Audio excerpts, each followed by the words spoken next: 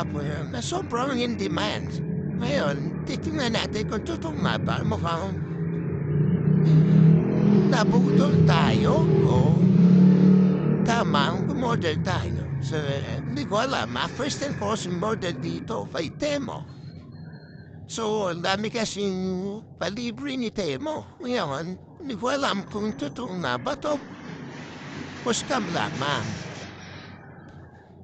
So, pag ito ayos, maganda, kung scam, patay tayo dyan, lugi tayo. So, tingnan natin. Iting order ko, bali 4 na item to.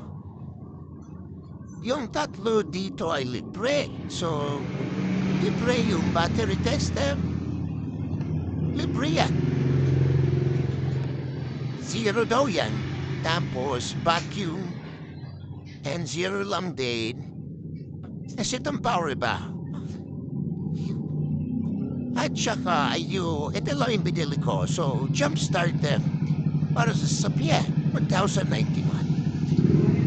Pero yung pang jump start, ang sasakyan. So, darating daw yan May 6 to 12. Today is May 3. So, 3 days from now, maralaman natin pare-pareho kung legit nga ba o hindi sa Temo.